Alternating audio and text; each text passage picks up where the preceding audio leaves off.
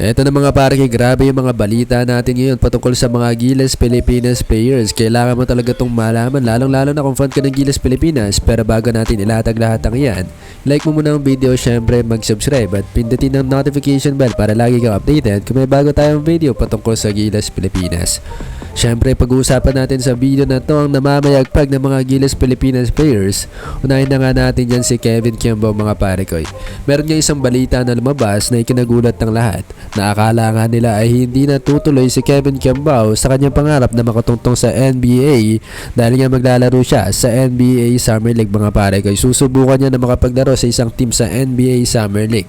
Yun nga lang ay maglalaro muna si Kevin Kiambao sa isang local team mga pare ko. Magpapakondisyon lang pala, akala natin hindi na siya tutuloy at maglalaro na nga lang sa isang local team mga pare ko. Pero ganun pa man, tuloy pa rin si Kevin Kiambao. Yan ang good news natin para sa video na to. Anong say mo dito? Kayanin kaya ni Kevin Kiambao na makapaglaro sa NBA Summer League? Sapat na nga ba ang kakayanin ni Kevin Kiambao para dito sa NBA Summer League? Mag-comment ka dyan sa ibaba.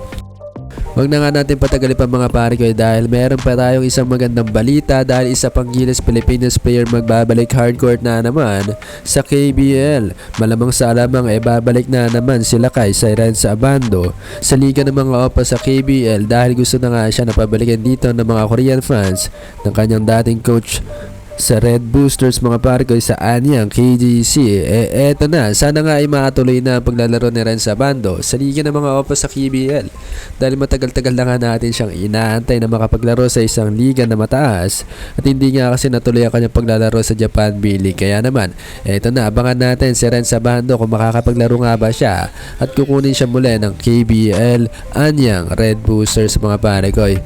Usapang KBL mga pare ko, meron na naman isang Pilipino na umabot sa KBL Final, isang Gilas player, wala nang iba kundi si Carl Tamayo.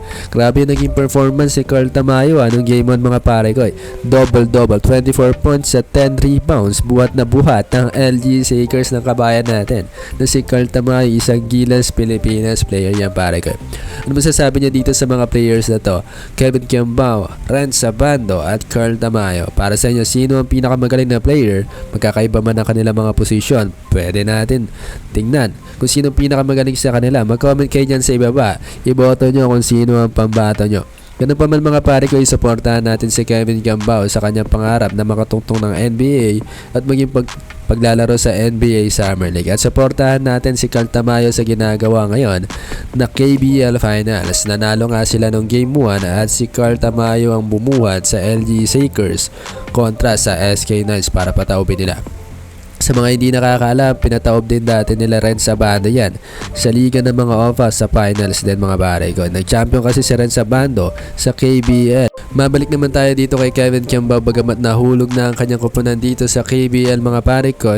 Rekta naman ito si Kevin Kiambao upang subukan na makapaglaro sa NBA Summer League na magandang experience ito para kay Kevin Kiambao at masubukan niya kung matutuloy nga ba siya ng NBA. Ano masasabi niya dito kay Kevin Kiambao? Makapasok nga ba ito ng NBA o maging NBA Summer League?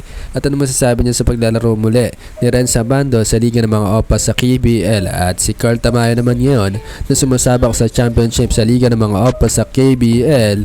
Talaga nga naman napakalakas sa mga Gilas Pilipinas player. Kung nagustuhan mga updates natin ngayon patungkol sa mga Gilas Pilipinas player habang wala pang FIBA Asia, like mo ng video, mag-subscribe at pindutin ang notification bell. Maraming salamat.